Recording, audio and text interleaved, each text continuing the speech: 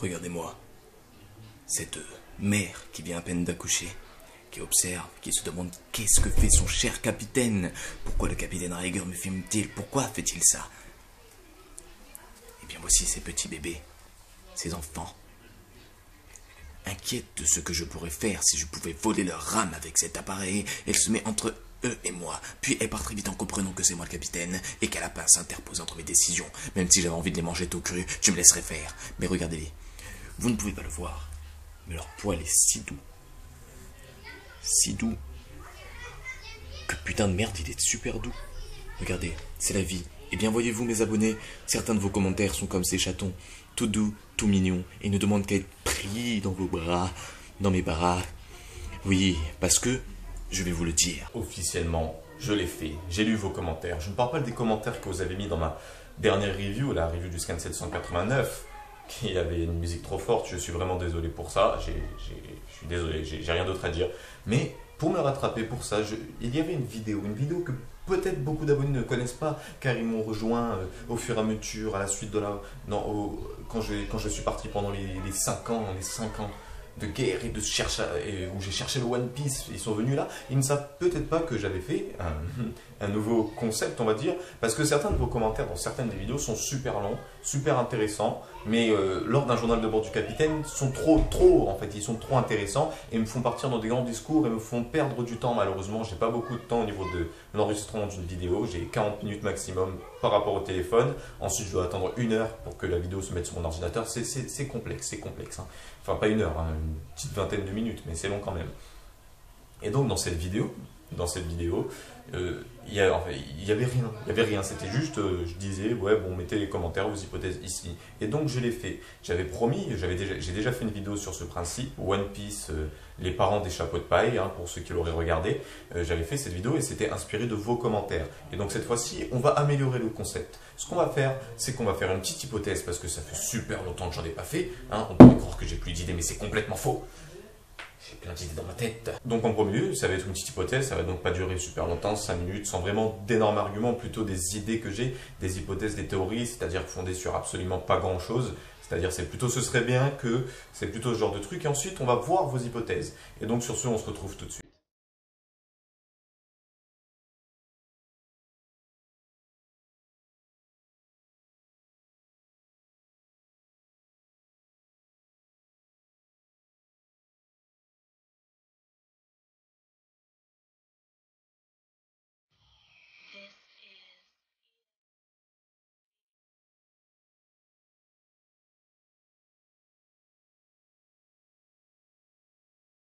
Damna, Anthony, Kaido desu ka? Anata mo Leonardo Seike. Oh merde, pendant l'intro, j'ai pas mis mon chapeau. Je me demandais aussi, j'avais un sentiment bizarre. Je vais beaucoup mieux. Et donc bonjour, bonsoir, salut à tous, ici Rieger. Donc on se retrouve aujourd'hui pour une hypothèse sur Kaido, la mienne et les vôtres, que j'ai pu voir dans les commentaires. Bien évidemment, pour ceux qui ne le savent pas, les hypothèses que je vais faire auront aussi leur journal de bord du capitaine, hein. Donc c'est-à-dire voilà, vous allez mettre des commentaires et moi je vais les lire à haute voix, je vais dire ce que j'en pense, tout ça, ou juste les partager parce que certains sont super intéressants. Et donc voilà. Donc pour commencer, qu'est-ce qu'on sait de Kaido? Parce qu'il y a beaucoup d'hypothèses sur ce personnage, beaucoup de théories, beaucoup de trucs, blablabla, beaucoup de tac tac tac, de eh oui c'est ça, c'est ci, c'est ça, beaucoup de confirmations aussi. Mais il y a un gros souci que les gens oublient très souvent sur ce personnage, c'est qu'on sait que dalle de lui. On sait rien. Il y en a qui disent que Kaido et Big Mom se ressemblent. Mais à chaque fois qu'on a vu Kaido, déjà de 1, à chaque fois il avait d'énormes différences à chaque fois. Genre des fois c'était qu'une ombre, des fois il avait juste une bouche, des fois juste un nez, des fois tellement sombre que j'arrive même pas à voir ce qu'on montre. Sa personnalité, on n'en sait rien. On sait rien de lui, on sait juste quelques événements auxquels il a participé, tout ça. Et je tiens à dire que pour les photos qu'on a de Kaido, je pense pas qu'il faudrait s'attarder dessus, parce que Big Mom, on avait aussi eu des photos d'elle quand on parlait des 4 empereurs, qu'on mettait leurs images. Mais finalement, lorsqu'on l'a un peu vu, j'ai pu remarquer que sa bouche avait rien à voir avec la bouche du personnage. Je pense que Oda, le truc, c'est que ces personnages, il les a créés déjà, Kaido, Big Mom il les avait, Kaido et Big Mom, certains personnages d'ailleurs qui parlent juste quand ils restent juste dans l'ombre, il les a imaginés, mais il les a pas encore designés entre guillemets, il a pas encore fini de les dessins. Bon, on va laisser le bâton de côté parce qu'il ne sert à que dalle. Tout ça, je pense pas que le Kaido qu'on voit en image va réellement ressembler à ça. Il va bien évidemment avoir des détails, des trucs comme ça, parce que là, lorsque je regarde l'image de Kaido que j'ai sous les yeux, il a que dalle, il a que dalle. C'est un visage, le gars. Il a un visage et des cheveux. Donc voilà. Donc ensuite, on sait ce qu'a fait Kaido. Voilà. On sait que Kaido c'est un des 4 empereurs. Pour commencer. On sait aussi qu'il a explosé Moria. Il l'a anéanti. Ensuite, on sait que Kaido, juste avant la Grande Guerre, a voulu s'en prendre à Barbe Blanche et que justement Shanks s'est interposé et qu'il l'a retenu. D'ailleurs, on peut déduire peut-être que Shanks a réussi à le convaincre de rester de son côté parce que Shanks arrive, il n'a pas beaucoup de blessures, son équipage non plus, donc leur combat n'a pas dû être réellement un vrai combat. Ça a surtout dû être une discussion, un petit arrangement. Shanks a dû lui promettre quelque chose, blablabla. Ensuite, on sait que X-Drake rencontre un cyborg qui s'appelle apparemment Scotch. Je ne connaissais pas son prénom jusqu'à ce que One Piecepedia me le dise, One Piece Wikia me le dise. Et on sait que, voilà, un cyborg, et d'ailleurs, on ne sait pas vraiment à quoi il ressemble. Le mec, c'est un robot du haut de son crâne au bas de ses pieds. Donc voilà, Scotch, tout ça. On sait aussi que X-Drake, bon, il l'a affronté, mais que finalement, le gars, il est resté sur cette île, il a gardé le contrôle de cette île, donc s'il se faut, il n'était pas sur le point de se battre. S'il se faut, X-Drake est juste venu vendre ses services à Kaido, parce que beaucoup pensent que X-Drake, justement, serait en alliance avec Kaido, j'en fais partie, parce que je pense pas que X-Drake, il serait arrivé en mode coucou, puis qu'ensuite il serait revenu sur l'île comme si de rien n'était pour capturer Kaido. Donc voilà ce qu'on sait du personnage. On sait aussi que Law parle de lui comme étant la plus puissante créature du monde, un peu une sorte de némésis à barbe blanche, qui était l'homme le plus fort du monde. Donc là, on se sert de lui comme une créature. Donc voilà, donc moi, qu'est-ce que je peux penser de Kaido jusqu'à là? Donc Kaido, on sait rien de lui, à part ce nom, ce terme créature qui va un peu chambouler un peu tout ça. Donc beaucoup de personnes pensent que Kaido aurait mangé un Zoan. Je contredis pas. Personnellement, moi, Kaido, je lui voyais 2 bons fruits, le fruit de la chimère, qui est un animal légendaire avec une tête de lion, une tête de brebis, une queue de serpent et un corps d'aigle, je crois, une théorie comme ça, des ailes d'aigle, je sais plus, mais la chimère, c'est un mélange de ces 3 animaux, et dans les différentes œuvres que je parle, que ce soit les mangas, films, tout ça, la chimère est très souvent, un mélange de plusieurs animaux, tout simplement. Une chimère, c'est un mélange de plusieurs animaux. Je me rappelle, il y avait un jeu où la chimère, elle avait des têtes de presque tout. Voilà, une chimère, c'est ça. Je suis parti me chercher à manger. Bon appétit si vous regardez cette vidéo en mangeant. Donc c'est le mot créature, en fait, qui va un peu faire travailler notre imagination. Je veux dire, si on avait juste dit que Kaido était l'un des 4 empereurs, je pense que toutes les théories sur ce personnage seraient beaucoup moins intéressantes sur qui est-il vraiment. Je veux dire, si on nous avait dit, c'est le 2e homme le plus fort du monde, ça aurait pas été aussi intéressant que Kaido est la créature la plus puissante du monde, parce qu'en plus, le terme créature, ça peut aussi englober, prendre en compte les hommes. Voilà, justement, serait-il possible que finalement Kaido soit même plus fort que Barbe Blanche? Eh oui. Donc voilà, donc ensuite, en parlant de créature, beaucoup de personnes, vont assimiler créature à Zoan. J'ai pas encore lu vos commentaires, mes chers abonnés, donc je sais même pas si vous en faites partie de ces gens. Puis ensuite, donc ce serait simple, Kaido a mangé le fruit Zoan de tel animal, c'est ça qui lui vaut son titre de créature la plus puissante du monde. Voilà, et ça c'est une façon un peu simpliste de penser, parce que je vais parler d'une chose toute bête, c'est qu'on a déjà vu les hommes bêtes. Serait-il possible que Kaido soit tout simplement un de ces hommes bêtes, qui soit donc pas considéré comme un homme, mais plutôt comme un animal, que ce soit un homme bête qui ait mangé un fruit de type Zoan? Parce qu'il est vrai que les hommes bêtes, on les voit un peu depuis Beppo, et ensuite on a eu le lion, tout ça, et que finalement il n'y en a aucun qu'un grand pirate, il n'y en a aucun homme bête qui est connu comme étant un grand pirate, capitaine d'un équipage. Donc ça pourrait être intéressant pour cette espèce d'être mis en avant de cette façon. On pourrait partir du principe que c'est un homme bête, qu'il a mangé un fruit de type Zoan, pour être vraiment surnommé la créature la plus puissante du monde et être considéré plus comme un animal qu'un humain. Voilà, et ensuite, moi j'aimerais aussi parler d'une autre possibilité, d'une 3e possibilité, c'est que ce soit tout simplement un animal. Alors pourquoi je parle de ça? Donc comme vous le savez, Chopper est un animal, mais il a mangé le fruit de l'humain. Ok, d'ailleurs je me suis toujours demandé quel résultat ça aurait donné si c'était un humain qui avait mangé le fruit de l'humain. Je n'ai aucune chance de me battre, le au chapeau de paille. Je vais maintenant utiliser les pouvoirs de mon fruit du démon. Et ouais, j'ai mangé le fruit de l'humain. fait quoi maintenant? C'est le fruit qui aurait été le plus inutile pour un homme. Et ensuite, on sait que grâce à la Grande Guerre, à Marineford, qu'il existe différents types de fruits du démon du type humain. C'est-à-dire homme, voilà, il y a eu l'homme, et il y a aussi eu le Bouddha. Donc serait-il possible qu'il y ait un troisième fruit de ce type, un troisième fruit, un autre fruit Zoan qui pourrait changer un homme en humain différent? On peut ensuite partir, étant donné que Bouddha, il faut savoir que c'était une personne qui aurait apparemment réellement existé, qui aurait atteint l'éveil. Donc c'était un homme concrètement. Bref, il a atteint l'éveil, donc il y a un fruit du démon de type Bouddha. C'est une divinité, on va le classer dans divinité. Bon, je parle pas ensuite de fruit du démon Zohan Jésus, ou fruit du démon Zohan Mohamed, non, je parle pas de tous les prophètes comme ça, non. Je parle réellement des vraies divinités. Serait-il possible d'imaginer que Oda aurait pu imaginer d'autres fruits du démon de ce genre-là, comme par exemple le fruit, je dis au hasard, le fruit de l'ange, le fruit du démon, c'est-à-dire des humains, mais pas tellement des humains en fait. Enfin, anges, démons, je sais que quelqu'un qui est très religieux va me dire mais les anges et les démons ne sont pas des hommes, mais dans leur représentation biblique et littéraire, ainsi que leur représentation imagée dans certains dessins, tout ça, un ange c'est un humain avec des ailes de colombe en gros, des ailes de colombe, des ailes blanches, et un démon c'est une sorte de créature humaine avec des déformations, des ongles plus longs, des cornes, des trucs comme ça. Donc est-ce qu'il serait possible d'imaginer qu'il y ait un autre frisoane du type homme qui pourrait permettre donc à un animal d'atteindre l'intelligence d'un homme? Donc voilà, dans cette théorie-là, moi je verrais Kaido comme une bête, une véritable bête qui a tout simplement mangé un fruit Zohan de type homme. J'ai fait cette hypothèse très récemment, hein. Je me suis pas imaginé ça la première fois que j'ai entendu parler de lui. C'est peut-être aussi le principe du qu'est-ce qui pourrait être intéressant. C'est vrai qu'on n'a pas vu beaucoup de pirates animal, à part bien évidemment Chopper et animal, c'est-à-dire Chopper qui a mangé le fruit de l'homme.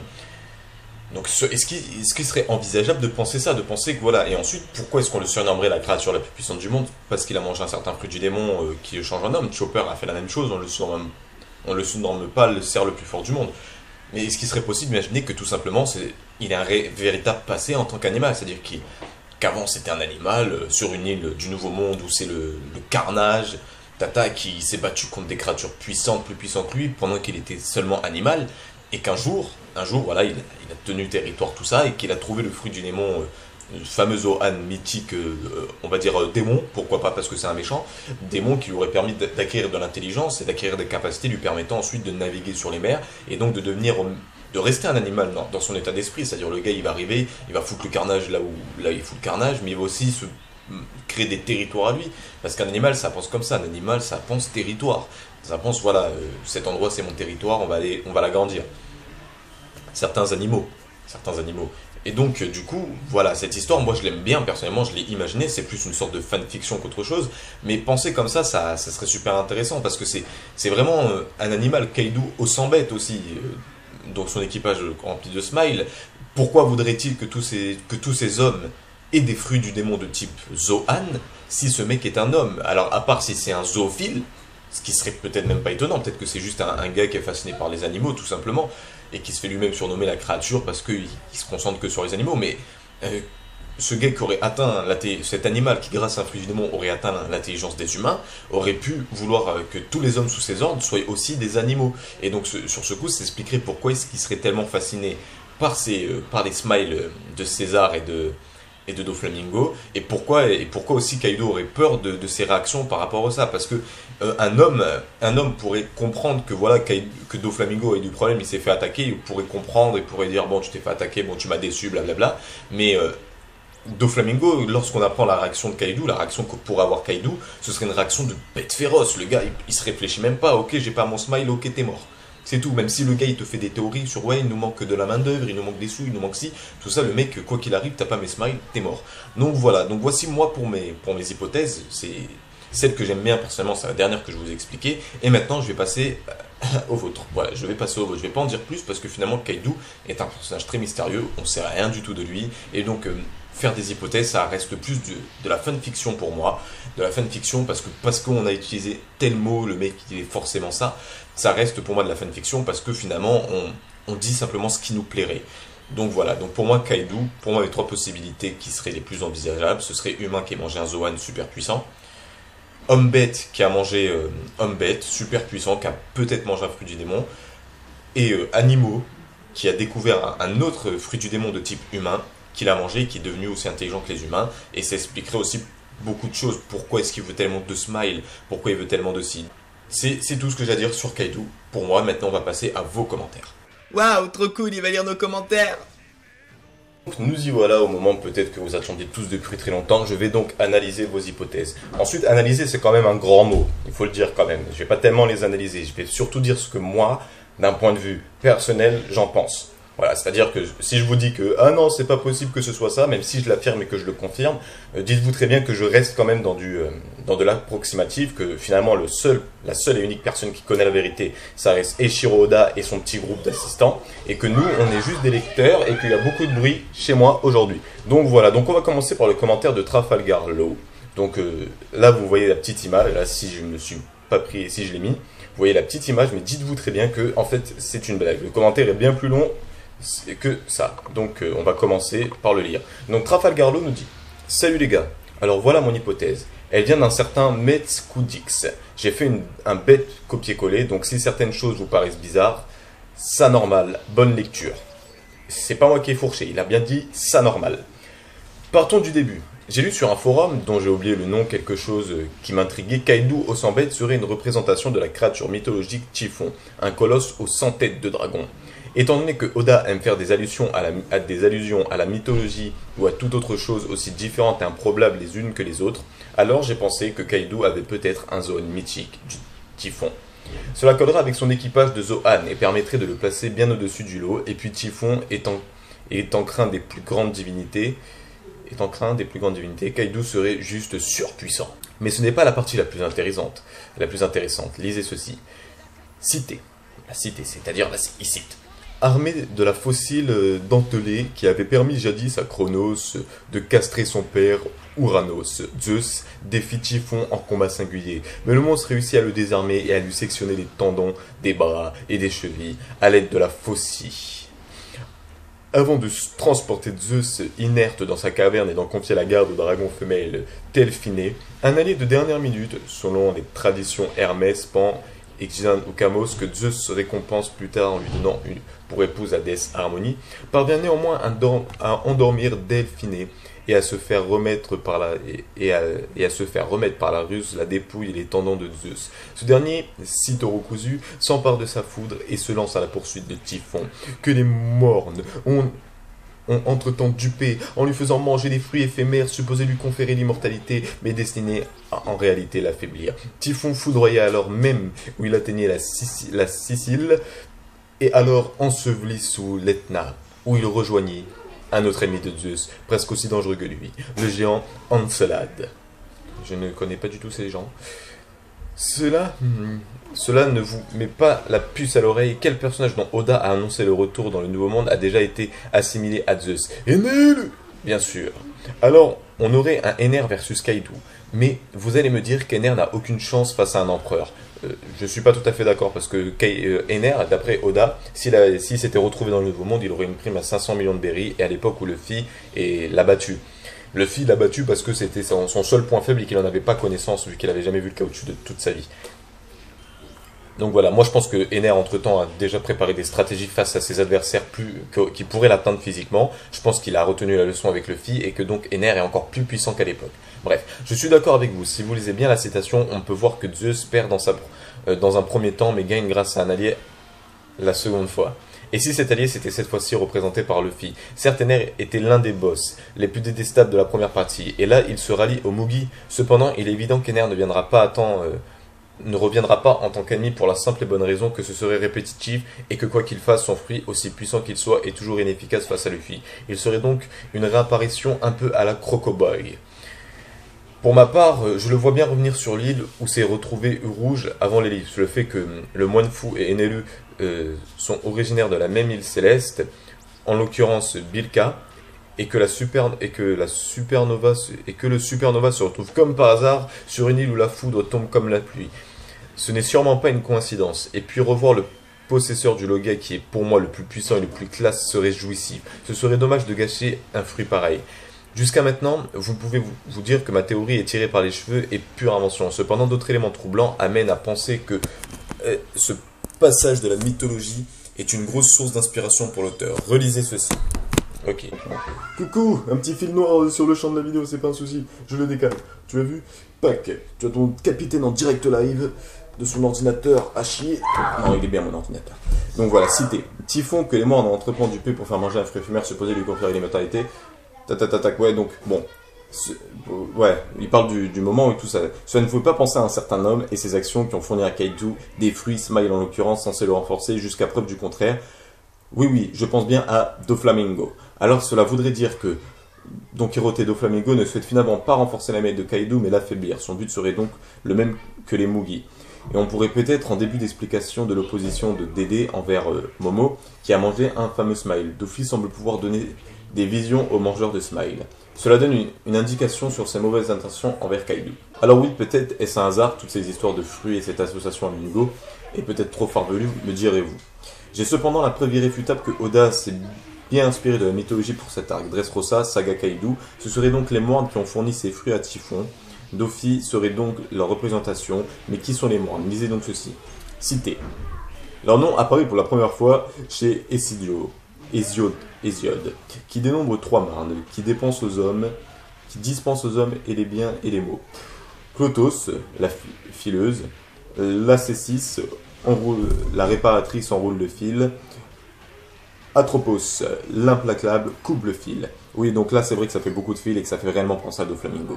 Dans le premier passage de la Théogonie, verset 217 et suivant, leur rôle est en outre de poursuivre les crimes des hommes et des dieux et de ne déposer leur terrible colère qu'après avoir exercé sur le coupable une cruelle vengeance.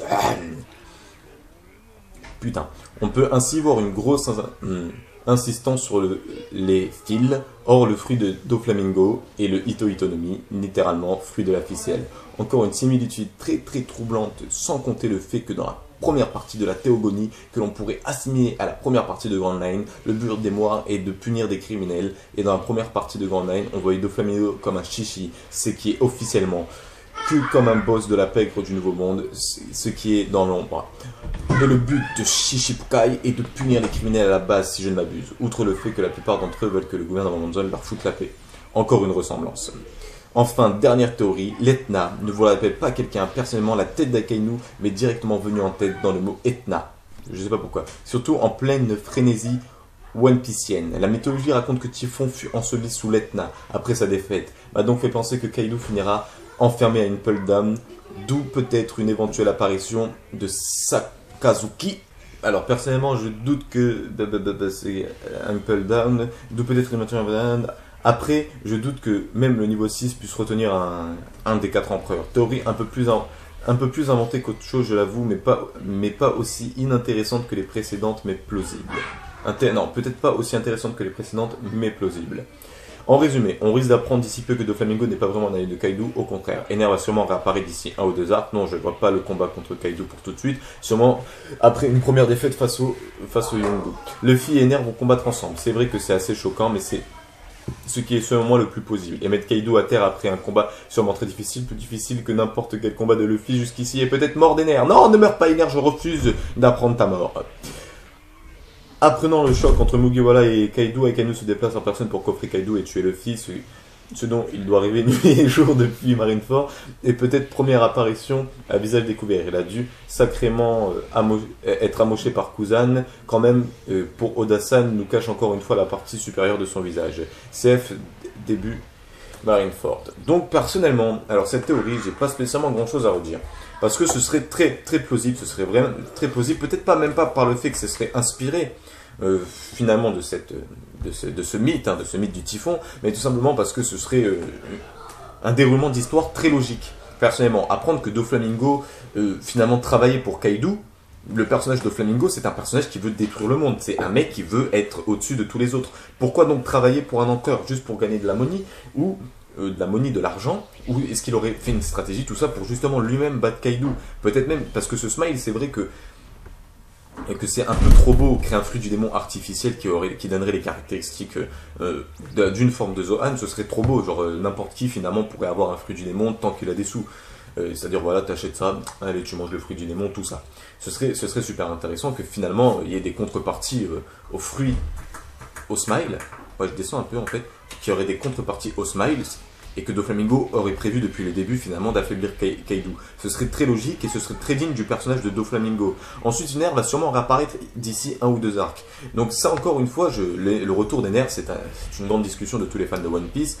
Mais ça aussi, c'est très plausible, dans le sens où Ener, une fois qu'il a fait son petit voyage sur la Lune, pour tous ceux qui ne sauraient pas de quoi je parle, je vous conseille de taper mini-aventure Ener pour comprendre sur Google, voilà, où je vous mettrai peut-être un lien dans la vidéo si je trouve le temps de le faire. Ce serait très plausible parce que c'est vrai que quasiment tous les personnages, tous les ennemis de Luffy.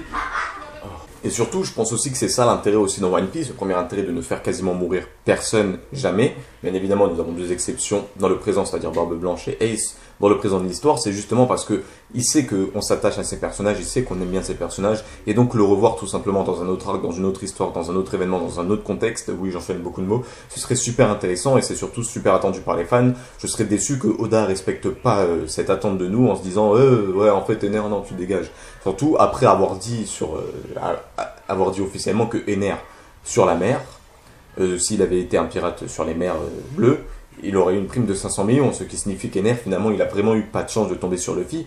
Faut quand même le dire, le truc, c'est la probabilité pour que Ener décide de gouverner une île qui se trouve finalement juste en dessous du Knock-Up Stream, sachant que Luffy, au début de son parcours sur Grand N, a choisi certaines îles, et que donc finalement, Luffy, dans un parcours, a eu une chance sur 6 de choisir ce parcours, tout comme Ener a eu une chance sur des millions de choisir cette île pour faire son gouvernement. Le mec, il n'a pas eu de chance. Il tombe sur Luffy, le seul gars qui peut le toucher sans utiliser de haki. Donc voilà, donc ensuite Luffy combattra avec Ener ensemble. Donc personnellement, moi ça me décevrait un peu dans le sens où Ener, je le vois mal être un allié de Luffy. Personnellement, je le vois très mal. Mais ensuite, je parlais plutôt de territoire. Il serait possible que Kaido souhaite prendre le territoire que Ener a choisi pour être son nouveau royaume. Et que donc du coup, ils aient tous les deux une confrontation par rapport à ça. Que Luffy débarque, il voit Ener il se souvient tout ça. Donc suite à certaines éventualités, certaines aventures, qui soient quand même des ennemis au début, parce que je vois mal Ener redevenir pote avec Luffy, sous prétexte qu'ils veulent défoncer à 4 empereurs. Ener, c'est un dieu, Ener. Le gars, pourquoi il aurait besoin de l'aide de Luffy? Pourquoi? Dans sa tête, il dirait ça. Ensuite, il est aussi possible que Ener ait pris conscience de sa qualité d'humain et qu'il ait arrêté de se considérer comme un dieu. Ça aussi, c'est possible. Et peut-être qu'il va remercier Luffy par rapport à ça. Lui dire, le jour où tu m'as battu, et c'est là où j'ai compris que finalement, j'étais pas un dieu. J'ai voulu aller sur les mers bleues. Pour tout ça, il y avait beaucoup d'adversaires bien plus puissants que j'ai eu du mal à battre. Peut-être que Ener lui arrivait ce genre de truc. Ou peut-être que il y a que Luffy qui lui a mis à mal et que dans sa tête, il veut tuer Luffy. On sait pas. Tac. Et ensuite, le déplacement de Akainu pour aller coffrer Luffy, bon, on verrait plutôt un déplacement de la marine. Faut pas oublier qu'il y a un autre 3e amiral, parce qu'il faut savoir que maintenant, les 3 amiraux, ce sont Fujitora, Kizaru et Ryogou Gagu, j'arrive pas à prononcer son nom, Ryogou. Bon bref, donc voilà, on a ces 3 amiraux. Je pense que ce serait la bonne occasion de mettre Ryogugyu en avant dans le prochain arc qui opposera justement l'équipage de Luffy à l'équipage de Kaido, et donc peut-être d'Ener. Ener, ça reste une possibilité. Peut-être très bien qu'Ener apparaîtra dans son propre arc, dans son propre truc, mais c'est vrai que dédier un nouvel arc à Ener en tant qu'adversaire, ce serait dommage. Par contre, dédier un nouvel arc avec un nouvel adversaire dont Ener fait partie intégrante de l'histoire, je dis ça par exemple en pensant, quand je pense à Marineford, tout ça, mais après, c'est vrai que les retours de certains personnages, c'était voilà, par exemple, Bellamy est revenu pendant l'arc Dressrosa.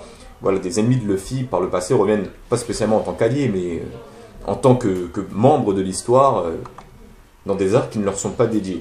L'arc Jaya était dédié pour moi à Bellamy, même si Bellamy s'est fait défoncer en un coup de poing, il était le méchant de l'arc Jaya. Donc Ener pourrait revenir dans un arc en tant que figurant entre guillemets, mais j'espère qu'il restera aussi stylé qu'il était.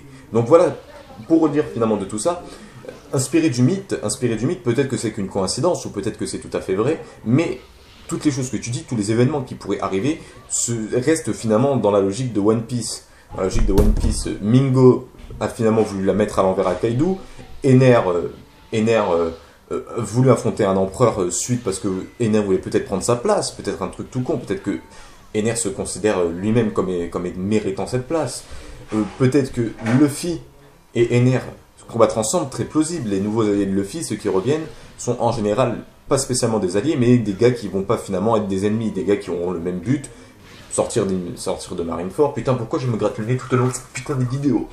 Je sais pas ce que j'ai, à chaque fois que je fais une vidéo, d'un coup, le bout de mon nez me gratte.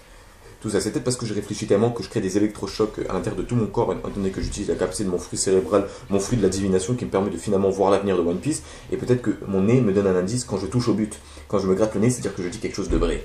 Bref, tac. Donc ensuite, on a Victor Président qui dit Yo Riger. Déjà en premier, je te dis mec, je suis un grand fan de ta chaîne. C'est vraiment un concept qui change d'habitude et c'est génial. Et ouais, je sais. J'ai plus... Ah si. Maintenant, pour la première hypothèse, voilà. Donc, Victor Président a finalement eu 3 hypothèses, dont une qui va parler de Kaido. Donc, je pense que Luffy et Tatak ne se battront pas, ça je l'ai déjà dit. Pas vraiment hypothèse. Je suis sûr que Aokiji fait maintenant partie de l'équipage de Barbe Noire. Voilà, et maintenant, la troisième point, vous savez de par les mini-aventures que Drake est sous la protection de Kaido. Vous savez également, de par des mini-aventures, que Drake a capturé Caribou, le mec qui a le Logan des marécages. Or, Caribou avait entendu que Shirahoshi était l'une des 3 armes antiques, donc à mon avis il va le dire à Kaido, Kaido va vouloir la récupérer, et souvenez-vous de ce qu'avait vu Madame Charlet, donc dans son flashback, elle avait vu dans sa boule de cristal que Luffy détruirait l'île des hommes poissons, donc Kaido va venir chercher Shirahoshi, Luffy va s'interposer, baston, il sera tellement fort que la puissance de leur combat détruira l'île des hommes poissons, comme l'avait prédit Madame Charlet, voilà. Donc déjà ça revient, ça fait un peu le lien entre la prédiction de Shirley et la prédiction l'avènement qui va arriver, le Luffy Kaido. Donc que dire de cette hypothèse? Alors personnellement cette hypothèse ne me satisfait pas. Je n'aimerais pas que ça se déroule comme ça, parce que Kaido c'est pour un peu entre guillemets bientôt. Peut-être qu'il va d'abord y avoir un petit truc avec Big Mom, un petit arc dédié à Big Mom où ce sera pas vraiment un arc de combat, mais plutôt un arc de discussion, de quiproquo, des bêtises comme ça, et pourquoi pas que ça se terminerait sur « Ah mais Big Mom, j'ai sauvé ta fille, tu te rappelles pas ?» Ou Laura pourrait réapparaître, même si Laura fait un peu le tour du monde en sens inverse. Mais voilà, moi ça me plairait pas que sitôt on fasse directement un retour en arrière vers l'île des hommes poissons, et que Punkazar, que Dressrosa, il y aura que Zou et peut-être Wano, et que finalement, allez les gars, comme si de rien n'était, on se fait un petit retour en arrière, tout ça. Faut savoir que la prédiction va quand même durer sur 1 an. Il y a 1 an maximum de temps. Tu vois, la prédiction elle peut se dérouler demain ou elle peut se dérouler le jour du nouvel an plus tard. Donc personnellement, je pense que cette théorie, tout ça, ce serait plutôt réservé à un événement qui pourrait nous indiquer vers la fin du manga. Beaucoup de personnes pensent que voilà, qu'à la fin du manga, les armes antiques elles servent à détruire Redline et à détruire Redline, vous savez, la ligne rouge qui détruit ça, et Grand Line. Ok, bon, même si je suis pas du tout satisfait par ce truc, un fin où tout explose, tout dirige et que le monde finalement il redevient la planète Terre, hein, pourquoi pas. Donc voilà, donc il faudrait lier. Par contre, ensuite, c'est vrai que Caribou a été capturé par Kaido, et qu'il serait possible que Kaido puisse envisager d'aller se rendre sur l'île des hommes poissons, et que justement à cet instant-là, Luffy puisse s'interrompre. Ce serait possible.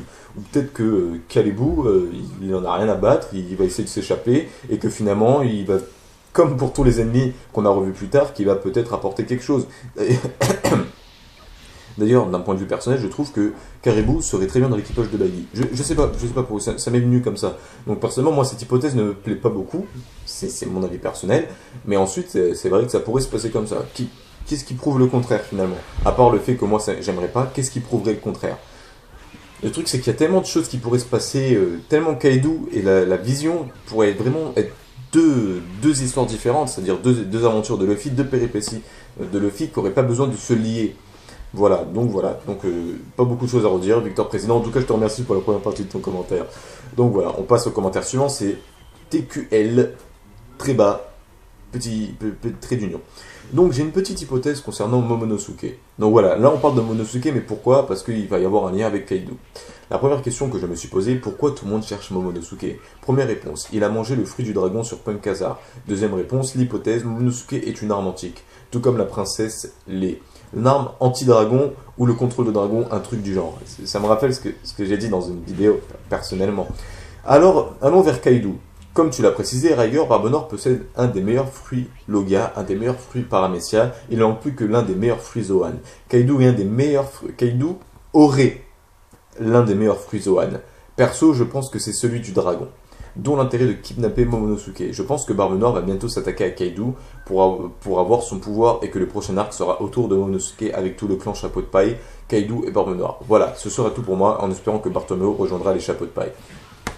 Donc ce que tu dis est très intéressant, surtout le fait que tout va tourner autour de Monosuke pour le prochain arc, parce que ce serait vraiment très très vrai. Et il me semble même que Big Mom s'est arrêté parce que justement Monosuke était sur le bateau, il me semble. Hein. Tout ça. Et donc peut-être que Big Mom, elle a pour simple envie de protéger Monosuke, d'empêcher que son pouvoir soit mieux utilisé. C'est vrai que je pense comme toi que Monosuke serait une arme antique liée au dragon. Parce que d'ailleurs, on parle de Momonosuke, sa façon de se comporter, tout ça, il me fait penser à un prince un peu. Je sais pas pourquoi, il me fait penser à un prince. Il est tellement sûr de lui que plus tard il sera le shogun, que personnellement j'ai vraiment la sensation que ce gars est vraiment destiné à être ça. Mais bon bref, surtout que son père le contredit pas. Et son père aussi, comment dire, il est pas trop sévère avec lui, à part quand il abuse avec Nami. Après voilà, c'est que du ressenti. Ensuite voilà, le fruit du dragon, c'est vrai qu'on en parle beaucoup, que ce serait super intéressant, et que c'est vrai qu'on parle beaucoup de dragons depuis dans One Piece, hein, et qu'on a vu des dragons sur Punk Hazard, et donc finalement amener au fruit du dragon, ce serait pas mal. Ensuite, le Zoan mythique du dragon serait pour moi un peu trop prévisible, faut l'avouer. Le typhon, ou peut-être même la chimère, ou un autre animal mythique qu'on ne verrait pas spécialement venir, ce serait plus intéressant que le dragon. On parle beaucoup de dragon, allez, il a le Zoan du dragon, ce serait simple, mais aussi des fois la simplicité c'est très bien. Mais ensuite, qu'est-ce que finalement le fruit du dragon apporterait? Il aurait des ailes, il pourrait voler, il cracherait du feu, qu'est-ce qu'il aurait de plus? C'est ça qui le qualifierait de la meilleure créature du monde, parce qu'il crache du feu. Un dragon, personnellement, c'est plus super original dans les mangas. Dans tous les mangas, c'est plus du tout original. Mais bon, après, ce serait très plausible, ce serait pas du tout bête. Donc voilà. Donc TKL, moi, ton hypothèse pour le prochain arc qui tournera autour de Monosuke, je suis en partie d'accord, parce que Monosuke, il est là depuis Punk Hazard, et finalement, on sait pas grand-chose de lui.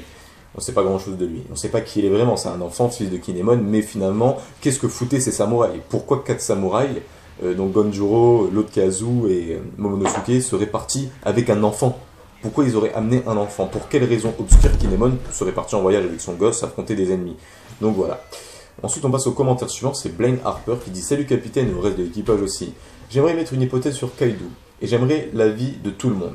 Voilà, je pense que Kaido est une expérience ratée de Vegapunk. Donc voilà, j'allais plus tard parler de Vegapunk.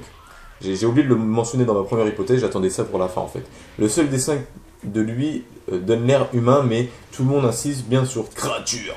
Moi, je le vois donc comme une espèce de Frankenstein à la force démesurée et d'autres attributs comme une insensibilité à la douleur et peut-être même la faculté de contrôler les animaux, de leur parler. Mais plusieurs points m'embêtent. Est-ce possible chronologiquement? On voit avec l'arc de Punk Hazard que Vegapunk a été principes. Il veut pas faire d'expérience sur les enfants, etc. Donc voilà, j'aimerais l'avis du capitaine et de tous les moussaillants. Merci d'avoir lu ce pavé. Bon, c'était pas du tout un pavé, mon pote, hein, franchement, t'as bien vu ce que j'ai lu au premier.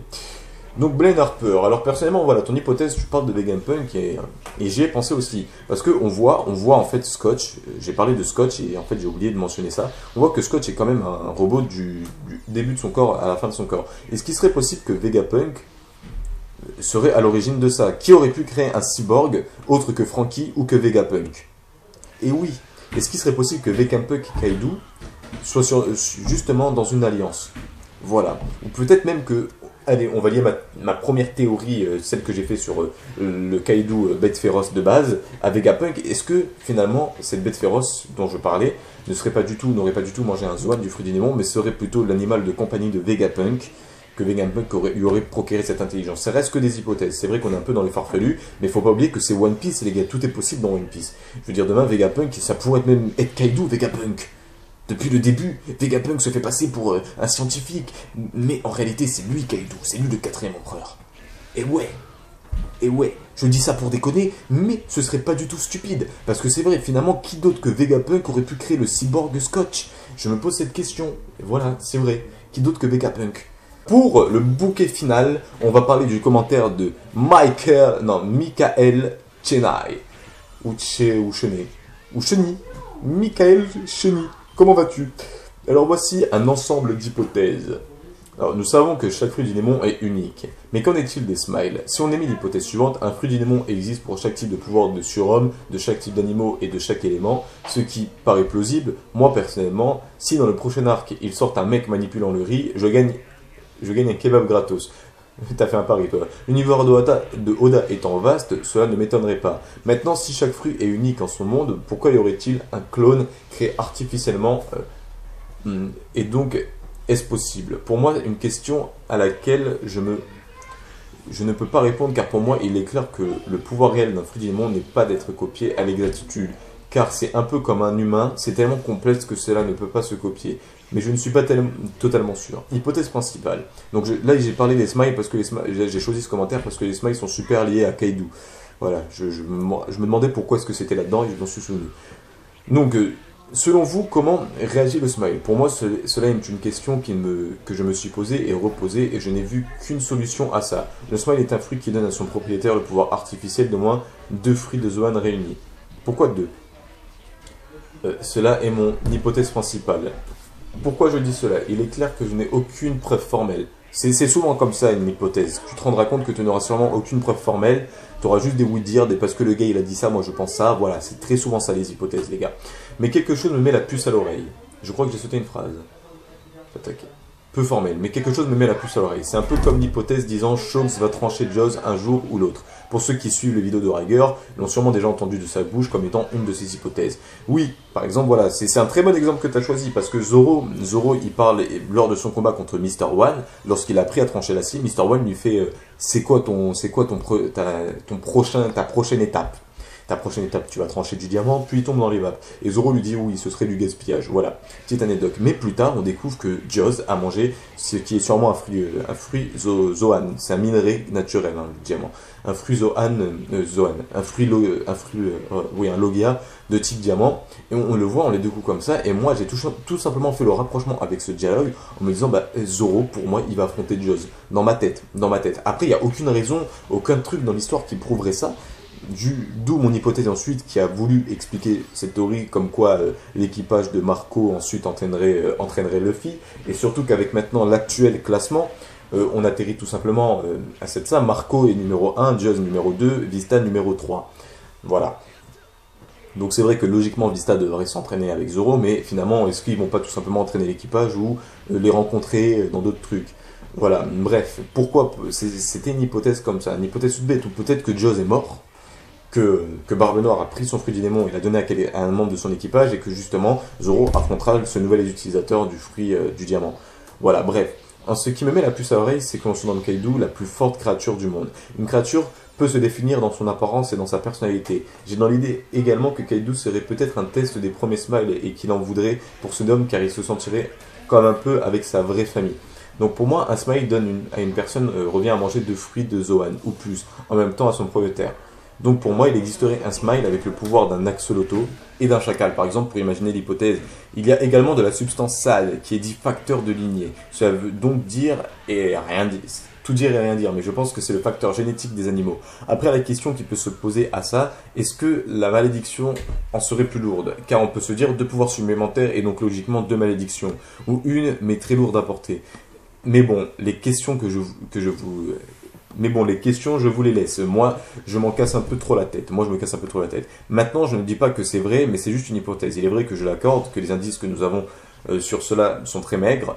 Fin de l'hypothèse. Et maintenant, une autre hypothèse, ou plutôt une question que je surnomme d'existentielle dans le monde de Oda. Oui, c'est un peu comme se demander à quoi cela sert de vivre et de manger. La réponse est utile pour ceux qui sont sots assez jeunes pour ne pas se... La réponse est inutile pour ceux qui sont pour ne pas se la poser, mais qu'on finit par se poser à la fin de sa vie. Si une personne croque un fruit du démon et laisse l'autre partie du fruit dans la nature ou autre part, vu que les fruits du monde n'ont pas l'air de pourrir, est-ce que si cette personne meurt, le pouvoir revient dans un fruit qui n'a pas été fini d'être mangé? Si ce n'est pas le cas, est-ce que le fruit entamé finirait par se transformer par un fruit simple et donc avoir le goût d'un fruit simple? Cela sur une durée assez longue, je pense à quelques jours. Si c'est le cas, est-ce que le fruit se reforme après la mort de son ancien utilisateur? C'est vrai que c'est jamais arrivé qu'un gars il croque juste une fois dans le fruit du démon et qu'ensuite il le jette. À part dans One Piece Unlimited World Red, où Red justement, Redfield ou je sais plus comment il s'appelle, il croque le fruit puis il fait « Eh dégage photo !» Oui, il mange tout, je sais plus en fait, j'ai oublié. Mais c'est vrai que chaque fois il termine, mais c'est un goût de merde. C'est dit concrètement. Les fruits du démon ont réellement un goût de merde. C'est le terme utilisé et employé par Oda. Donc ta théorie sur les Zoan, qui serait plutôt un mélange tout ça, moi je la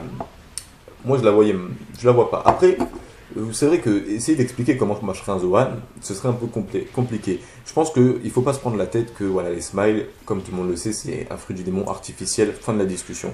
Ensuite, essayer d'expliquer comment il le crée, comment il le fait, ça, ce serait compliqué. Ça veut dire que le gars, moi personnellement au début, j'ai essayé de réfléchir, le SAD c'est une sorte de gaz. Je sais pas pourquoi, un gaz que tu vas ensuite mettre dans un fruit. Est-ce qu'il serait possible que ce soit tout simplement, comme tu l'as dit, le code génétique des animaux? Mais ensuite, personnellement, le code génétique des animaux, tu peux aussi le retrouver tout simplement dans la viande. Tu bouffes, voilà, on va dire tu bouffes du bœuf, c'est pas pour autant que tu deviens un bœuf. Donc est-ce qu'il serait possible que les smiles seraient créés suite à une création de Vegapunk qui aurait permis, en fait, qui aurait donné à un objet la capacité d'un fruit du démon? C'est ce que je me suis dit. Je me suis dit peut-être que parce qu'on sait que certains objets ont mangé les fruits du démon, est-ce qu'il serait possible qu'il existe un fruit du démon capable de conférer des attributs animaux à un humain, du style le fruit du démon des gènes, le fruit du démon des gènes, et que donc la substance, le pouvoir, l'énergie dans un fruit du démon aurait été donné à un objet qui permettrait la création des smiles, et donc finalement d'attribuer le code génétique d'un animal à un fruit, et donc une fois que la personne croque ce smile, finalement aurait des capacités, serait tout simplement la cible du fruit des gènes.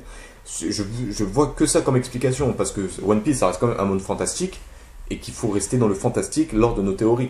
Alors dans nos théories, au lieu de vouloir expliquer que A plus B égale C, il faut se dire que A plus B fois X est égal Y, Z.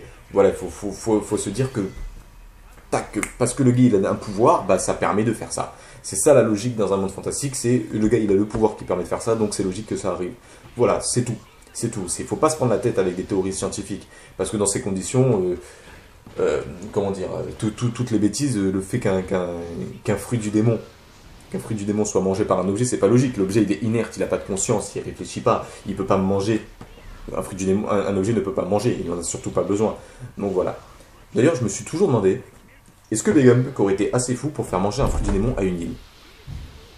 Je me suis posé cette question lorsque j'ai vu l'île sur laquelle était Usopp. Mais bon, peu importe.